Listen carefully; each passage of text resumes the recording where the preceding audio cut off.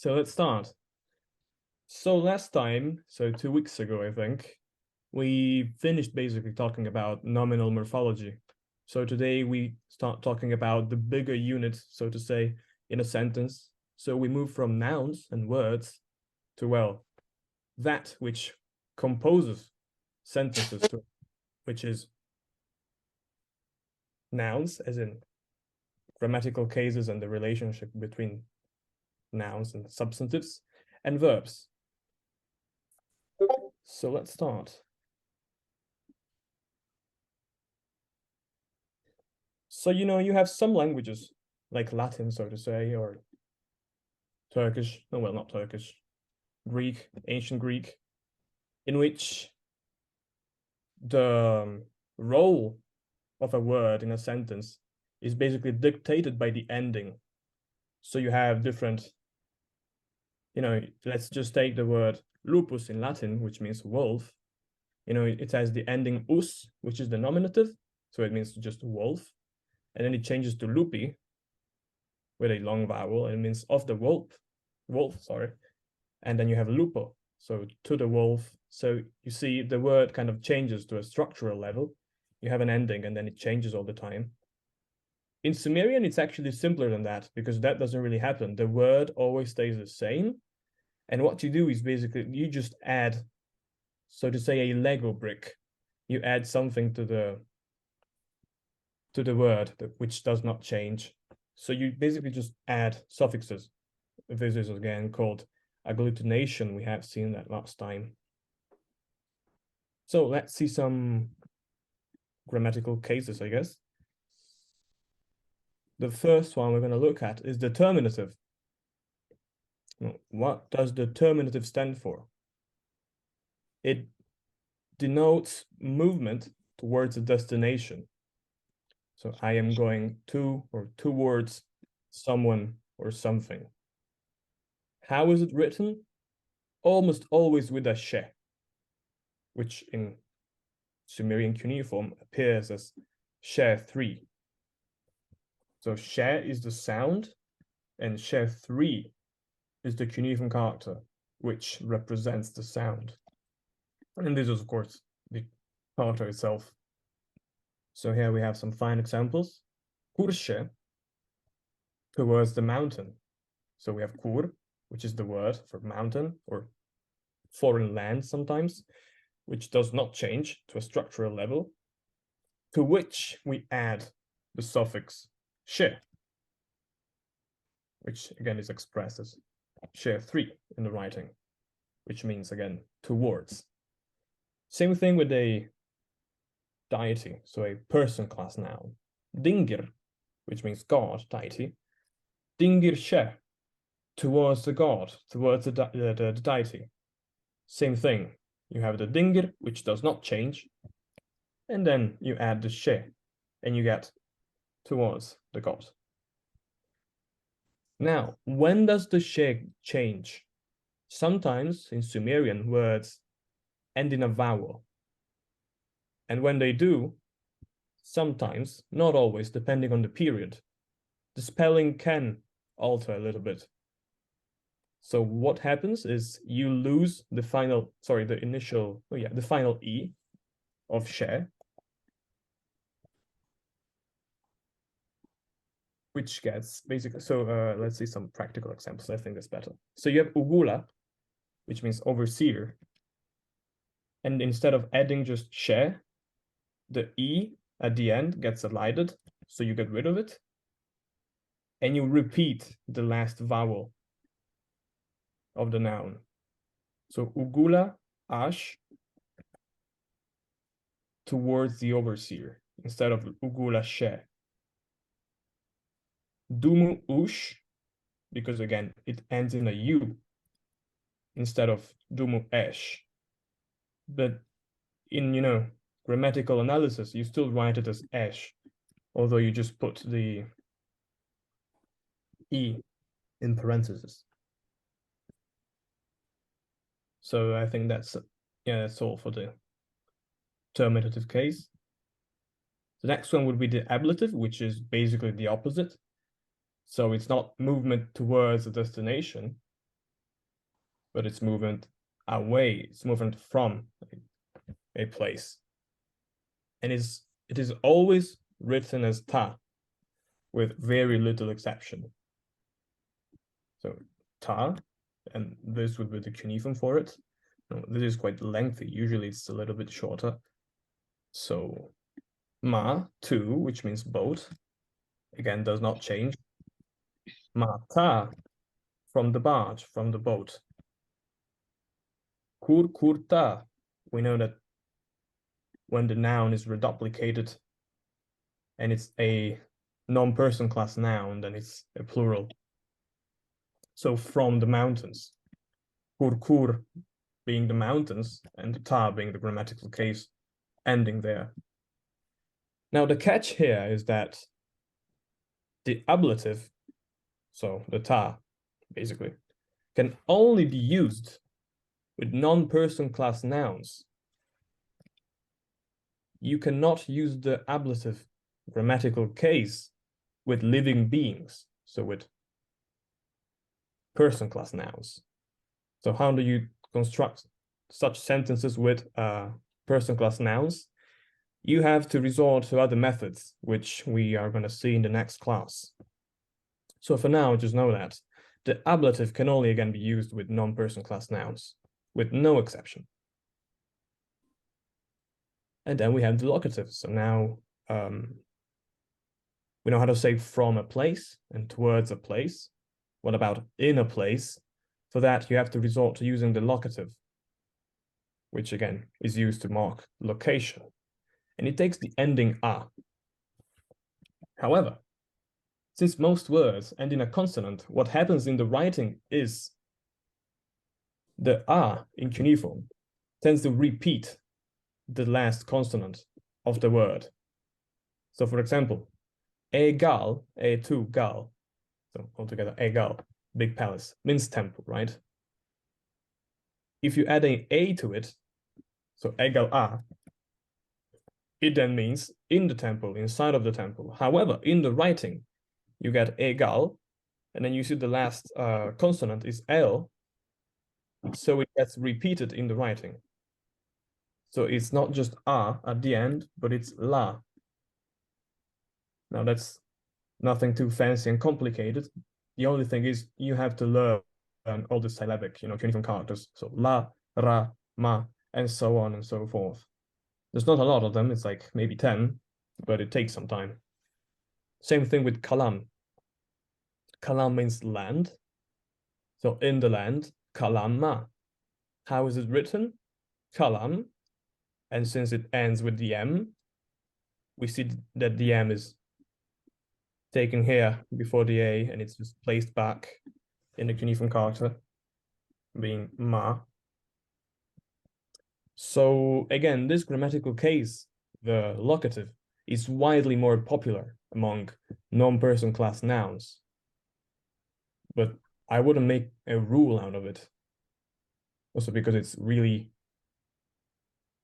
rare for someone to say, I am located in another person. So you usually use it with non-person class nouns. But again, 90% of the time. Now, we'll talk about the comitative case.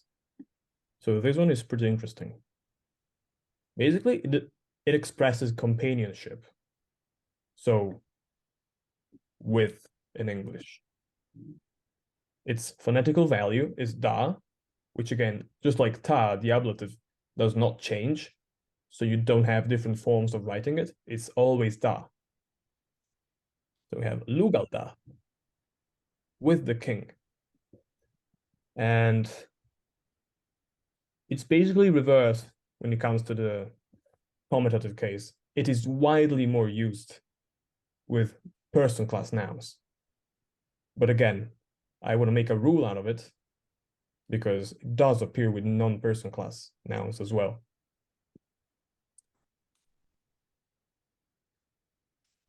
And well, something worth mentioning is that da in Sumerian, just the word da, not the suffix, the comitative case suffix da, Just the word da means side in Sumerian, which is, somewhat related to the notion of companionship, to be by the side of someone. So perhaps there is a possibility that at least some grammatical cases are derived from Sumerian words, which again, we don't know whether they're Sumerian or not, but so it appears. It is a possibility. And the thing is, English has a lot of prepositions, not just English, basically any language nowadays. However, in Sumerian, you have one catch-them-all term, which is again da, to express all sorts of relationships and companionship.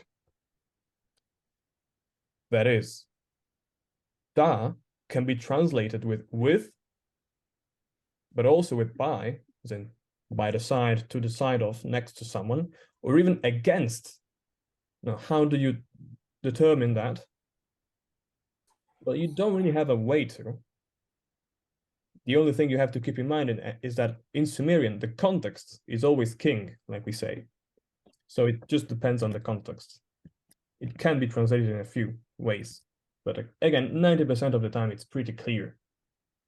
It's just that we played very fancy with English and our Indo-European languages, so we're not used to this sort of simplicity, I guess. So moving on.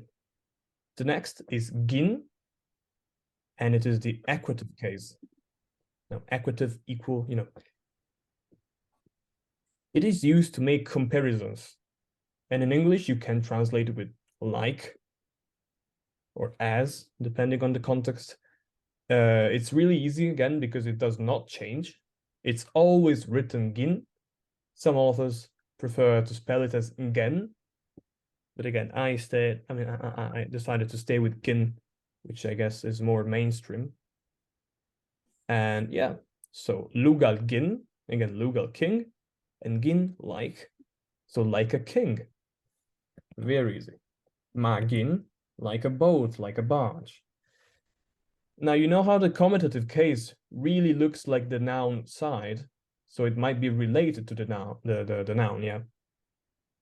The thing with this case, this grammatical case, is that it is really similar to how Akkadians do it. In Akkadian, how, but also like and as, is kina. And nouns that begin with G in Sumerian usually get... Actually,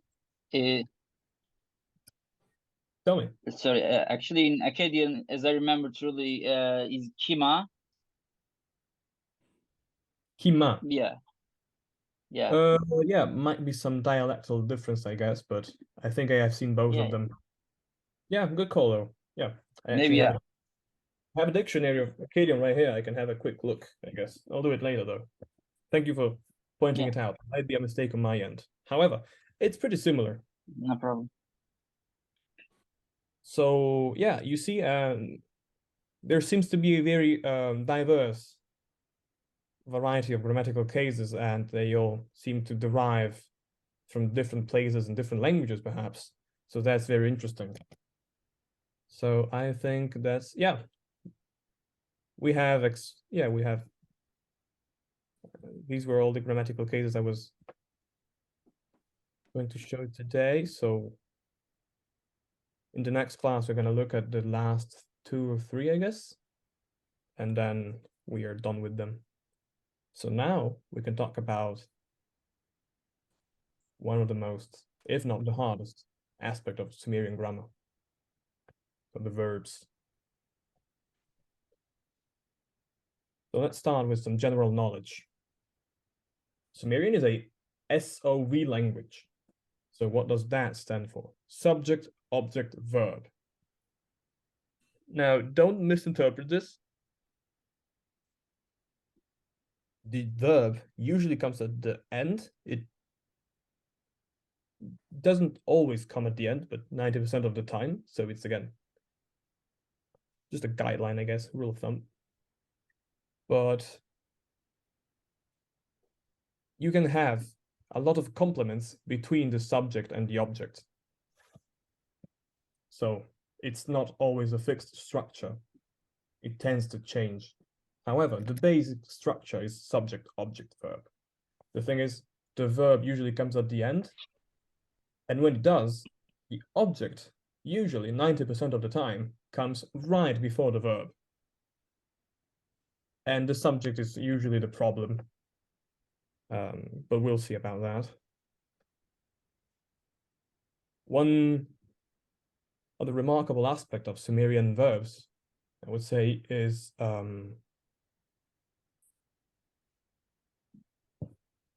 tense and aspect. So the thing is, in Sumerian, you do not mark the tense of a verb. So you know, in English you have, had, have had, will have.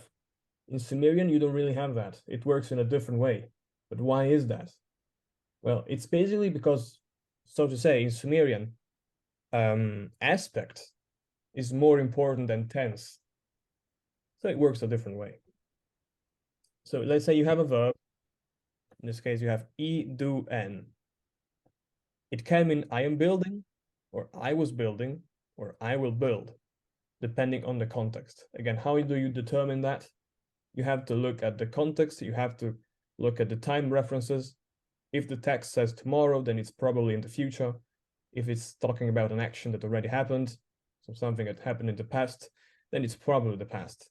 And the thing is, since, I mean, they usually talk about things that happened in the past, unless it's like very specific concepts. So it's always very much clear what aspect and tense they are referring to.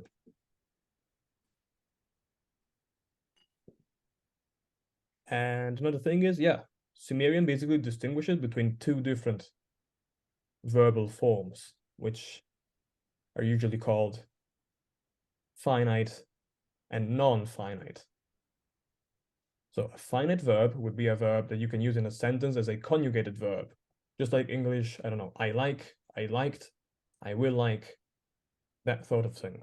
While the non-finite form is more like the form you find in a dictionary. So like to find, to like, or some adverbial, sorry, some participle forms, like having liked or liking.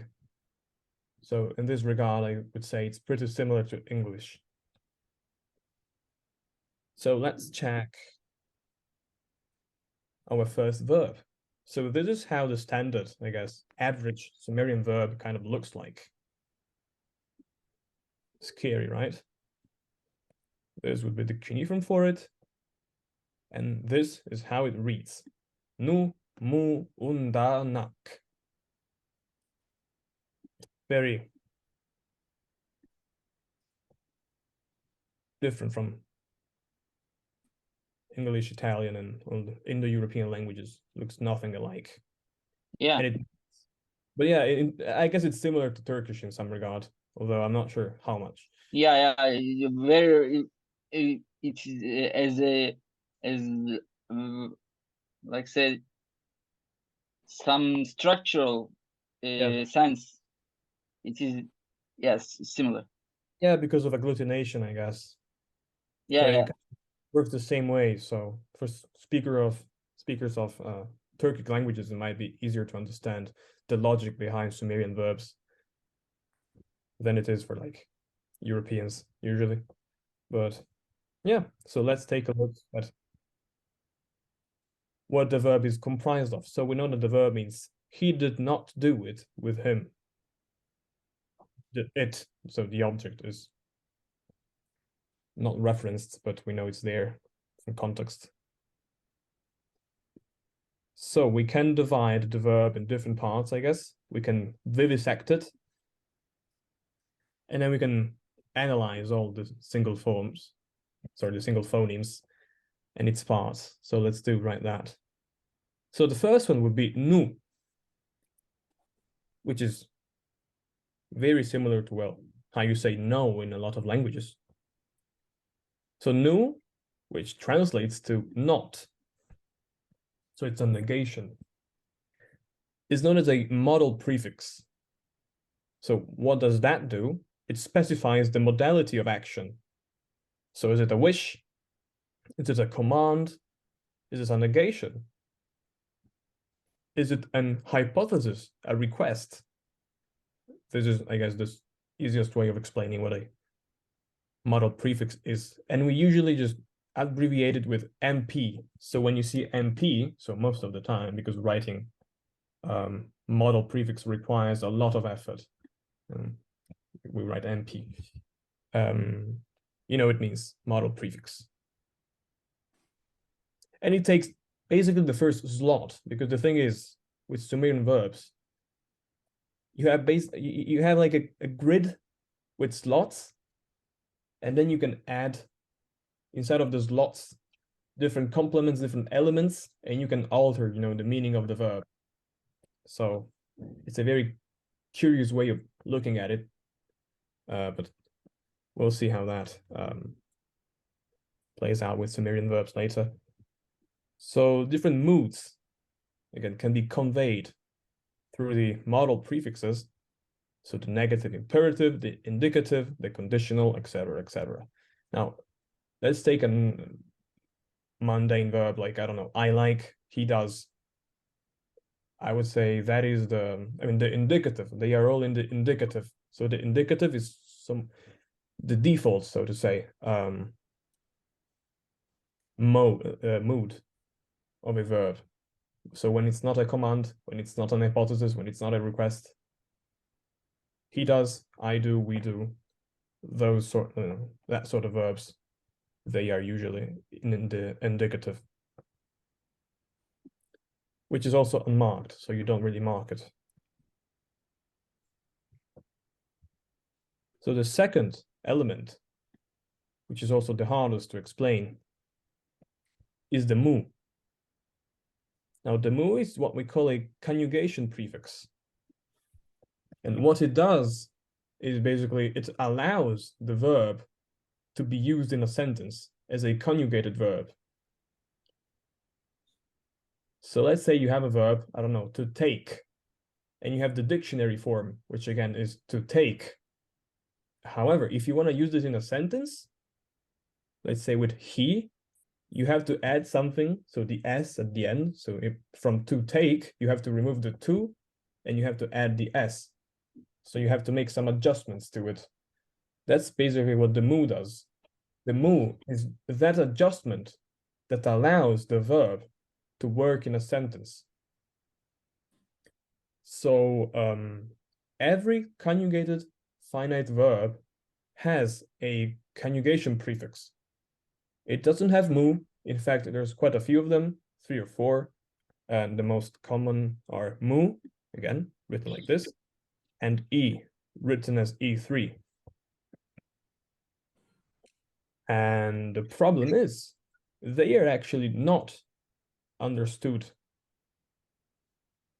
in their whole. So different authors kind of have different opinions about them, and some are clashing. So one has to take a side when explaining them. I rely on Edzard's views, but that's cited in the sources at the end of the presentation, so you can check yourself if you wish to. So yeah, and conjugation prefix we abbreviate to CP. So again,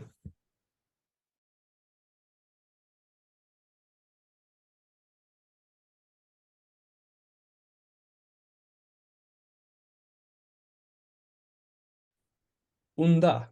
Now the thing is, you see that nda here does not have the u. Why is that? Because the real element here is just nda. However, only a consonant it cannot be expressed in Sumerian cuneiform. So you have to rewrite the last vowel of the preceding element. However, the U at the beginning is not part of the complement. It's just there because otherwise you cannot write it. So I guess we could call it a phonetic function to sound really fancier. So yeah, it's basically because of cuneiform. So what is this phantomatic nda? it translates to with him, which is really weird. How do you have with him instead of a verb? Thing is, Sumerian verbs can carry a lot more information compared to, let's say English verbs or Italian, Spanish verbs, such as companionship, etc., etc., as if you had real grammatical cases inside of the verb. Now, if you ask me, that's one of the biggest differences between Sumerian and most languages, is that you can have a verb which is loaded with information. And the thing is, you can have more than one piece of information. So it's cumulative. You can have more than one, up to 3, I guess, inside of one single verb. And we call this a dimensional prefix because it adds information relative to the dimension, so to say, of the verb. So towards what, with him, according to what, above, what, where, for what reason, that sort of things. So, and we call that again a dimensional prefix. So DP. Next, we see the same phenomenon. So we had the nda written with a initial U at the beginning, because again, cuneiform cannot, you cannot do otherwise in cuneiform. The same thing happens with the N and the A here. So the complement, the element here is really just N. However, you cannot write it on its own. So what do? You add basically the last vowel that you have before it, and you carry it over. But the N is all that counts. So that's why in the analysis, we do not write the A, because again, it's part of the final A. It's just because of cuneiform. Good, so what is it? Now the N here is the most similar thing I can think of to the English S. So when you see a verb in English which ends in S, that's usually a clear sign that it's in the third person. Like he stresses, he does, it's in the third person. Same thing. When you see the N right before the verb, and spoiler, the verb is ak, because, well, there's nothing else after it. When you see the N right before the verb, that's a clear indicator that the verb is in the third person singular. So as I wrote, it works similarly, like the S in the third person in English. So there's a missing K here, don't mind that. So this is known as a personal affix or prefix, depending on the position. You can have them both after the verb and before the verb, depending on what grammatical person they stand for. So each grammatical person has its own set of personal affixes. So for the third person, it's N, and we'll see how that plays out with other grammatical persons in a second. And then, well, you have the verb itself, but for now, it's the least interesting part. We'll see that in the next class. So to wrap it up, the first slot, so to say, is occupied by the modal prefixes. So what sort of action does the verb describe? A proposal, a statement, so indicative, or is it an hypothesis, a command, a negative command, and so on and so forth. However, this is not obligatory. You can have it and you cannot have it as well. If you don't have it, it is assumed that the verb is in the indicative, so in the default kind of mood. The second would be the conjugation prefix, so CP, and this one you must have if you want your verb to be usable in a sentence as a conjugated verb. That's why it's marked with the little thingy before it. Then you have dimensional prefixes, because again, they are cumulative, so you can have more than one. And what are they? They add additional pieces of information about the verb. So direction, location, companionship, just like grammatical cases, but inside of the verb. However, they are not, again, obligatory. You can have them or you can leave them out. That's up to the scribe. It's up to you. Then what do we have? We have personal affixes. So what are they? They are an indication of what grammatical person the verb stands for. So who is the subject? Who is the agent of the verb? Is it me, you, he, she, us, they, you all? Personal affixes help us understand that. And again, you can have more than one, and they can go both before and after the verb. That's why we don't call them prefixes nor suffixes. It's a little bit of both. And you must have them. Sometimes, for some reason, they are not written in the written language, but they are supposedly pronounced. We'll see about that. You don't have to worry about it now. And then, of course, if you want to have a verb, it's recommended to have the verb itself inside of the verb. Otherwise, you don't have a verb. So at the end, you have the verbal base. Right. So let's go back to aspect, so grammatical aspect. We already said that tense in Sumerian verbs is not a pivotal aspect. So is it in the future? Is it in the past? Is the action happening right now? What kind of future is it? What kind of past is it? Is it simple past? Is it, I don't know, past perfect? That does not really matter in Sumerian. However, what matters is how much of an action has still happened. The main distinction in Sumerian verbs is of aspect. So is the action still ongoing? Is it happening? Or is it concluded? Now, if you have a present action, it has to be ongoing. So I am doing. If you have a past action, it could be ongoing. So I was doing, but it could also be, done for, done with.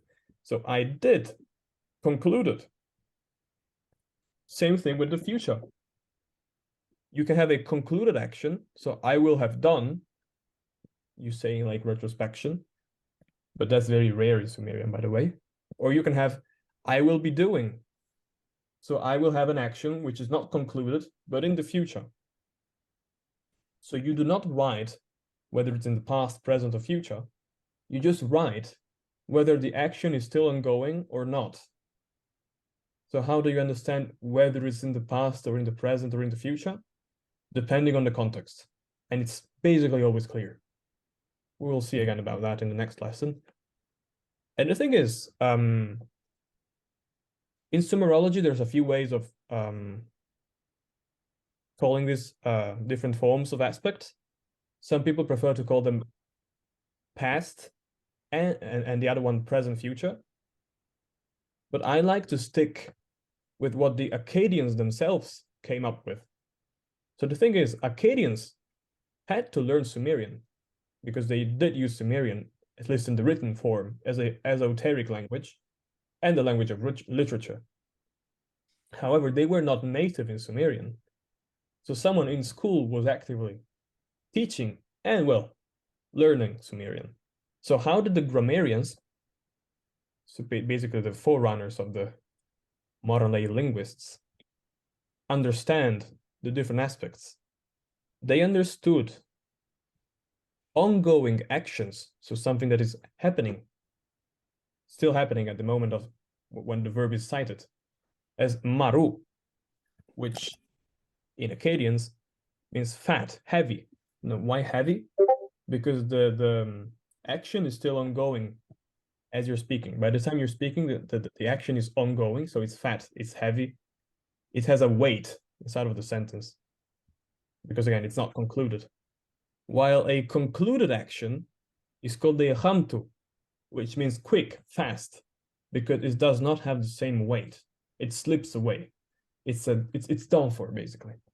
So different people call them different ways. I like to stick with maru and hamtu, but you can call them past and present, future, perfective and imperfective. Doesn't make a difference as long as you're good with them.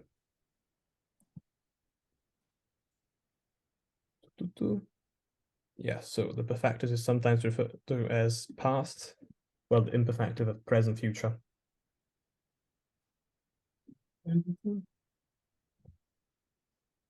Now, I told you before that the conjugation prefixes are indispensable. You have to have one inside of your conjugated verb if you want it to work, and that they are not really well understood. Now, the science I go for has it that way that mu seems to denote a higher degree of intimacy or involvement in the action, while e is more neutral. Now, that's a very hard concept to understand. But the thing is, if you're talking about an action that happened, I don't know, a long time ago, by someone that you hardly know, or that does not really have any relevance, you usually have e. While if the action is like important, or if the action has some dimension to it, so you do something with someone, and you specify also where, you usually use mu. No, that's not entirely important, but you have to know that, because when you look at conjugations, either mu or e are present, so you have to understand them to a degree. So we can look at, oh, never mind, not yet. Before we move on, it's also necessary to look at transitivity again, although I'm pretty sure most of you are already acquainted with the notion of transitivity and intransitivity.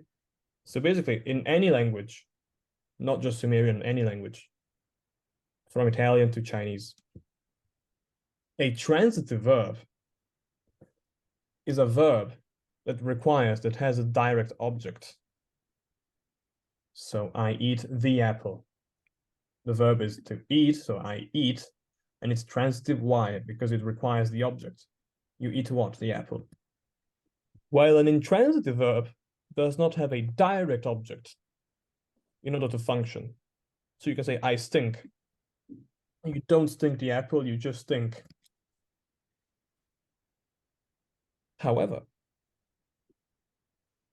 that does not mean that an intransitive verb cannot take an object. It just cannot take a direct object. So what can an intransitive verb take? A indirect or prepositional object. So basically anything that is introduced with a preposition in English and with a case, grammatical case in Sumerian. So let's see a few examples. I stink of failure.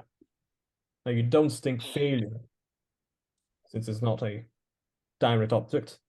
It's introduced by of, so a preposition, or I think of you. So a genitive indirect object, which specifies of what. I go to the store, so you don't go to the store, you go to the store. So again, this is a terminative indirect object because it's introduced by a preposition. Same thing, I rely on technology. This is a locative indirect object. And I arise from the dead. This is a ablative indirect object. Now we know the Sumerian equivalent for all the prepositions here, with the exception of.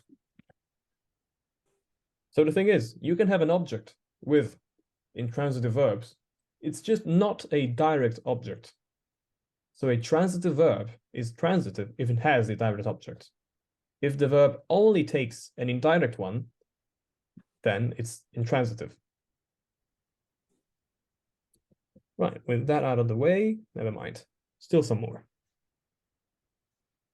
Yeah, so Sumerian, basically, what does Sumerian do? It conjugates differently verbs on the base of transitivity.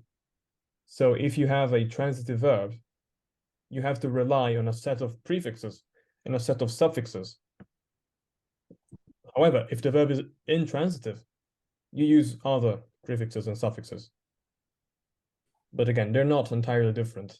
They're quite similar. So finally, we made it to the verbs. This would be the conjugation of a transitive, so a verb with an object, imperfective, or hamtu, or well, just past tense conjugation. So an action that is concluded, usually in the past, but also in the future. The verb is aka, to do. It can also be written ak. Depends again on the scribe and on the literature you go with. So the first singular form, so I, would be mu aka. Now we know that mu is the conjugation prefix, and aka is the verb, and the O right here stands for nothing. So the first singular grammatical person is actually a lack of grammatical prefixes. You just have the conjugation prefix and the verb, with nothing in between. Now, why is that? That is very, very hard to say and to define. Why? Because we don't know how Sumerian is pronounced. Maybe they took some kind of stop. I don't know, some kind of intonation maybe was involved. I have no idea. As a matter of fact, nobody does. But since we only understand the spoken language, for us, the first person is the lack of any prefix. So you might want to jot it down. There is no prefix in the first person, just other prefixes and then the verb. No conjugation of prefixes. Ooh. Aurelio is right. Oh yeah, thank you for pointing it out, Aurelio. I made a mistake. It's actually perfective, not imperfective. Good thing you pointed it out. I'm sorry. So perfective, why? Because the action is perfect, so to say, concluded. I'm gonna change that before uploading the lesson to Dropbox. So, on to the second grammatical person. So you, mu, then the vowel, then aka. So while the first person has nothing between the mu and the aka, the second person has a vowel. Now the vowel can change. It's usually written as e, so mu e aka. But since the verb starts with a vowel, it would probably become a, so mu a aka.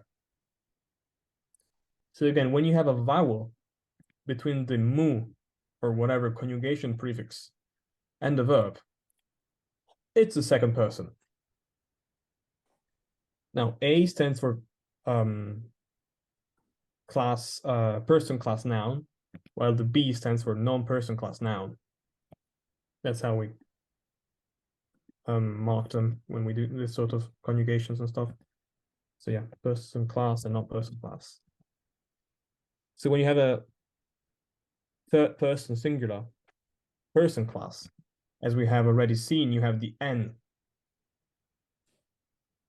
While when you have a non-person class subject, so it in English basically, you have a B. Now we'll see that the B and the N are the themes of respectively the person and non-person class nouns. So it's pretty clear you have the mu or whatever conjugation prefix, and then you have the N, and the aka means third person singular. And if you have the B, then it's third person plural, singular, or plural, because it doesn't change. So let's take a look at the plural now, which is actually easier. So for the first person, so we, you have mu, then you have aka, so you have the conjugation prefix, and then you have the verb itself, and then you have enden. Enden would be the termination, the suffix of the first person plural. While the second person has a z, so and then. While the third person, well, it depends. If it's a person, class, noun, subject, you basically take the singular form, so with the n, and you write an extra esh at the end. While for the non-person class, third person plural, there is virtually no difference with the singular form. So just the conjugation prefix, and then the be, and then the verb. So in other words, this means I do, this means you do, this means he or she does, this means it does, this is we do, this is ye do, you all do, this is they do, people, and they do, objects or cats of animals. Right, so this is for transitive verbs, like to do. Let's now see the intransitive, again, perfected conjugation of the verb hul, to be happy. It's fairly similar, and it's actually easy in my opinion. So instead of having something before the verb, for the first person, you have a final n, which is odd because it's also the termination of the second person singular. Now this sometimes creates some confusion. And again, the only way you have to figure out whether it's the first or second person is context. So either the subject is specified or you have to make an educated guess. The third person, both animate and inanimate, or person and non-person, are not marked by anything. So you just have the conjugation prefix, so either mu or e usually, and then the verb itself. Nothing more to it. Well, the plural is very, very similar to the one of transitive verbs.